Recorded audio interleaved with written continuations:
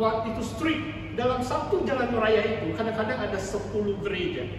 Mungkin tidak sampai 100 atau 200 meter panjang itu jalan raya, ada 10 gereja. Ada Baptis, ada Methodist, ada Anglican, ada Presbyterian, ada Independent Elim, Pentecostal, dan sebagainya. Coba kamu pikirkan itu.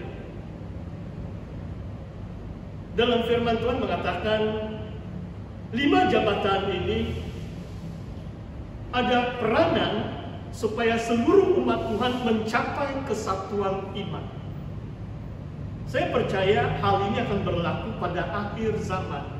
Kalau saudara membaca kitab Wahyu, sekali lagi, tidak lagi ada juga nama-nama gereja. Tetapi jemaah itu dipimpin oleh 2 nabi atau 2 saksi dalam bab 11 itu.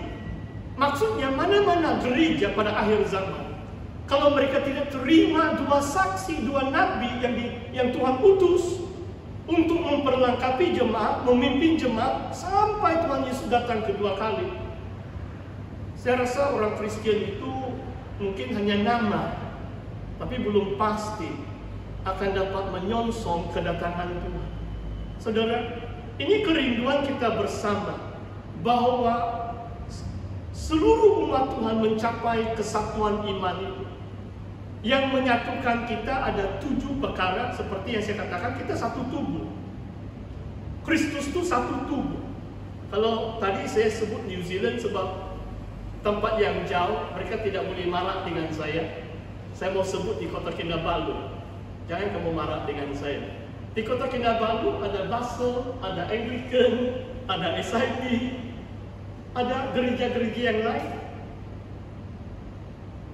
Memang gereja-gereja tidak berkelahi juga. Cuma bagi saya belum lagi sampai seperti yang Tuhan inginkan. Kita mencapai kesatuan iman. Kita satu tubuh. Roh Kudus itu satu yang menyatukan kita. Panggilan pengharapan kita satu. Bila Tuhan Yesus datang, dia bukan pergi, saya pergi cari itu pasal dulu. Dia pergi kasih angkat ke jemaat Basel. Nanti saya pergi cari ke SIB dulu. Itu jemaat SIB kena angkat. Nanti saya pergi cari tidak begitu. Bila Tuhan Yesus datang, orang yang percaya semua, sebab satu tubuh, satu umat Tuhan, satu roh yang membangkitkan kita, dan kita diangkat menyongsong Tuhan di awanan dan akan datang kembali bersama Tuhan Yesus waktu dia memulakan pemerintahnya pada kerajaan 1000 tahun. Ini kerinduan Tuhan pada akhir zaman. Kristus adalah kepala atas satu tubuh. Saudara, kalau kita lihat yang kedua, pengetahuan yang benar tentang anak Allah. Itulah sebabnya, apakah maksudnya? Supaya kita semua mencapai pengetahuan yang benar tentang anak Allah. Ayat yang ke-13 ini. Kalau bicara tentang Injil Yohanes pun, bab 1 ada 7 gelar. Kalau tambah dari 1 itu firman, 8 gelar Tuhan Yesus dalam bab 1. Rasul Yohanes, penulis Injil Yohanes, menguraikannya. Saudara, kalau kita mau mengenali Tuhan Yesus sebagai anak Allah, Tuhan memberikan kita 4 kitab Injil. Maksudnya adalah tanggung jawab kita oleh Roh Kudus yang memberi kita pengertian. Sebenarnya kitab Injil bukan senang. Saya pilih Injil Yohanes untuk menjadi dasar Bible study kita, sebab sebenarnya Injil Yohanes lebih sukar untuk dimengerti. Injil-Injil yang lain bukan juga terlalu sukar. Memang firman Tuhan ada bahagian yang bukan begitu senang atau mudah difahami, termasuk Matius, Lukas, Markus, dan Lukas. Ada tanggung jawab kita. Yesus yang datang 2000 tahun yang lalu Firman Tuhan dalam keempat Injil itu memberitahu kepada kita tentang siapa ini anak Allah. Dan pengetahuan yang benar tentang anak Allah pun, kalau doktrin tentang Kristologi, perkataan Kristologi ini doktrin tentang Kristus. Kalau pastor pakai perkataan yang besar-besar, nanti kamu teks saya, apa itu pastor? Kamu boleh tanya, minggu yang lalu jangan kamu lupa. Jemaat Indah Permai, jangan kamu segan bertanya. Kristologi adalah doktrin tentang Kristus. Pastor beri beberapa contoh. Kenapa kamu katakan Yesus kamu ini Tuhan, sedangkan dia terlena, dia tidur di perahu? Tuhan kamu tidur kayak ada yang orang komen begitu. Bagaimana kamu jawab? Kalau kamu tidak tahu tentang anak Allah itu, bagaimana kamu jawab? Bahkan dalam Yohanes 4, Yesus pandai letih juga. Dia duduk di perigi sebab dia sudah penat berjalan. Kenapa? Kalau kita memahami bahwa waktu Yesus datang sebagai manusia, dalam Filipi 2 mengatakan dia mengosongkan diri. Sungguh pun dia adalah setara dengan Allah. Anak Allah yang tunggal, Firman yang bersama Bapa itu, Firman itu menjelma menjadi manusia. Waktu dia datang sebagai manusia, apakah maksudnya mengosongkan diri? Maksudnya dia tidak bersandar atas keilahian, ketuhanannya.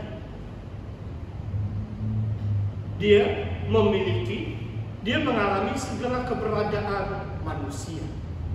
Kalau manusia biasa pandai letih, Yesus sebagai anak manusia, sebab dia menjadi manusia, Tuhan Yesus pandai letih juga. Kalau terlalu sibuk melayani di perahu pun dia pandai tidur juga. Tapi saudara perlu tahu pengetahuan yang benar tentang anak Allah. Dan saya masih ingat beberapa tahun yang lalu, sehingga dalam satu seminar, tidak perlu saya sebut nama seminar, cuma sebab apa yang pastor mau jelaskan di sini. Kadang-kadang orang tidak tahu siapa yang mati di atas kayu salib. Dalam seminar itu, penceramah itu katakan, anak Allah tidak mati, anak manusia saja yang mati. Dengar ini baik-baik, mungkin menggoncang iman kamu. Saya ulangi, penceramah itu mengatakan anak Allah itu tidak mati, hanya anak manusia. Maksudnya Yesus sebagai manusia saja yang mati, tapi bukan anak Allah yang mati. Sebenarnya kalimat seperti itu sesat. Waktu saya mendengar ucapan atau ceramah itu, terus saya teringat Injil Markus 15, ketua askar centurion Romawi itu, dia mengatakan sesungguhnya manusia, this man is the son of God. Waktu Yesus disalibkan di atas kayu salib, dia adalah anak Allah. Anak Allah mati untuk menyelamatkan umat manusia. Saudara, itulah maksudnya, saudara. Kalau soal doktrin tentang Kristus, kepribadian Kristus, siapakah itu Yesus? Kita harus mencapai pengetahuan yang benar tentang anak Allah, supaya kita tidak disesatkan. Dan memang tadi saya sebut 4 kitab Injil, tapi Tuhan memberi kepada kita 27 kitab-kitab perjanjian baru. Kalau mau mengenali Yesus dan tahu pengetahuan yang benar tentang anak Allah, it is not an option. Bukan kalau mau study boleh juga, kalau tidak mau study boleh juga. Kalau di dunia ini kadang-kadang kalau kamu mau pilih jurusan, kadang-kadang kamu ada pilihan. Di dunia ini banyak pilihan. Kalau kamu tidak suka jurusan itu, kamu pilihlah yang mana kamu suka. Tapi dalam keimanan kita, saudara, ada hal-hal yang tidak menjadi macam kita tidak boleh bila suka pilih. tidak suka, tidak mau. Maksudnya saudara, kalau berbicara tentang ke-27 kitab-kitab perjanjian baru, inilah firman kebenarannya atau kebenaran firman Tuhan yang akan membawa kita kepada pengetahuan tentang anak Allah. Dan kalau kita tidak serius, tidak selalu meneliti, mengasihi firman Tuhan, dan mendengar daripada 5 jabatan ini, sebab bukan semua orang tahu menghuraikan atau mengerti firman Tuhan. Itulah sebabnya Tuhan mengutus rasul, nabi, gembala, penginjil, dan pengajar untuk memperlengkapi orang kudus supaya sampai kesatuan iman, pengetahuan yang benar tentang anak Allah. Yang ketiga di sini kedewasaan penuh. Dan saya mau baca satu ayat dalam Kolosi. Mari kita lihat dalam Kolosi bab yang pertama, ayat ke-28 dan 29. Apakah maksudnya Tuhan rindukan umatnya mencapai kedewasaan penuh? Kolosi bab yang pertama ayat 28, dialah, Yesuslah yang kami beritakan apabila tiap-tiap orang kami nasihati dan tiap-tiap orang kami ajari dalam segala hikmat untuk memimpin tiap-tiap orang kepada kesempurnaan dalam Kristus. Perkataan kesempurnaan juga boleh kita terjemahkan sebagai supaya tiap-tiap orang kepada kedewasaan atau kematangan dalam Kristus. Pelayanan rasuli bersama 4 jabatan yang lain menasihati dan mengajar dalam segala hikmat untuk memimpin tiap-tiap orang kepada kedewasaan atau kesempurnaan dalam Kristus. Itulah yang kuusahakan dan ku pergumulkan dengan segala tenaga sesuai dengan kuasanya yang bekerja dalam dengan kuat di dalam aku.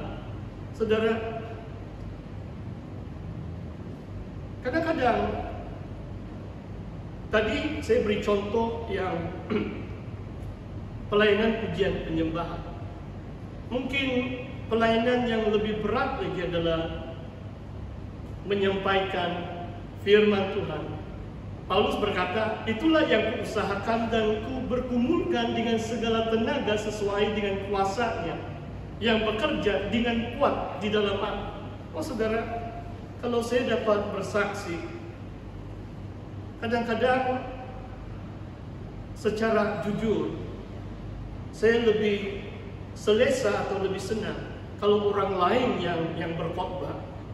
Sebab menyediakan satu khotbah itu perlu segala tenaga. Itu satu pergumulan seperti Paulus katakan di sini. Dan kadang-kadang secara manusiawi saya rasa amat lemah. Pagi ini pun saya rasa amat lemah. Sebab kadang-kadang kalau hari Minggu, apalagi kalau ada pelayanan, semalam pastor cuma cerita, saya tahu pengalaman kamu tidak begitu, sebab kamu bukan pengkhotbah yang setiap minggu berdiri di depan. Tapi mana tahu ada panggilan Tuhan untuk kamu juga. Kadang-kadang sebab saya tahu saya berkhotbah, jadi kadang-kadang saya susah mau tidur. Dan semalam saya awal tidur, tapi saya terjaga jam 2. Dari jam 2 saya tidak dapat tidur kembali. Jadi saya bangun berdoa, saya bangun baca firman Tuhan sampai jam 6. Wah, saya rasa penat. Saya pergi baring, tertidur juga saya setengah jam. Saya bangun lagi tadi. Kalau secara manusiawi, saudara, tidak mungkin saya pilih untuk menjadi pengkhotbah. It is the last thing that I will choose.